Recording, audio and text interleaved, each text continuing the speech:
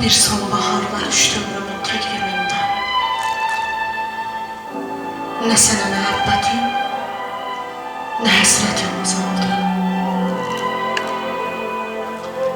Heç özüm də bilmirəm, niyə bir ömür boyu gözüm uzaq yollarda, sənin yolunda qaldı. Bir qocaman dağ olsam, səni vurub yıxardım. Ürəyimdən ən incə teli necə qopardım. Dünyada gözəl də çox, gözəl ürəklər də çox, şirin-şirin arzular, incə diləklər də çox.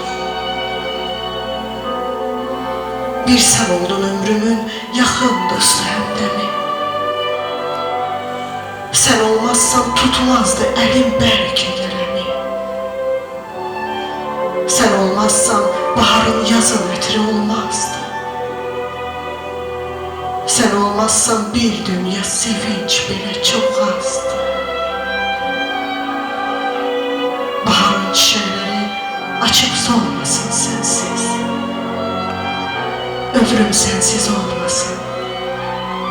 Şiirim olmasın sensiz.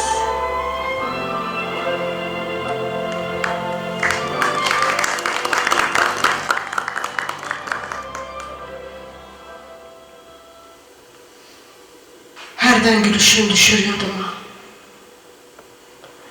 Hərdən gəmin mənalı. Hər şeyi sezə bilən, hər şeyə dözə bilən qəlbim. Pərişan halım. Sakit axan sular kimi axıb getdi. Dostlarımın ürəyində ağrı bıraxıb getdi. Yenə gələcək zaman, yenə çiçək açacaq çəmən. Budaqlardan sallanacaq salxım-salxım yasəmən. Quşlar qatar-qatar qürbətdən vətənə dönəcək. Günəş dənizdən doğacaq, dağların dalında sönəcək. Ağ güvərçin balası kimi çırpılan kiçik kızın isti gözyaşları tökəcək sənin üçün. Yanı bağlayacaq için. Sonra həzin bir təbəssümlə qaldıracaq başını. Siləcək gözyaşını. Yenə dünyada hüsran olacaq. Olacaq acı hicran.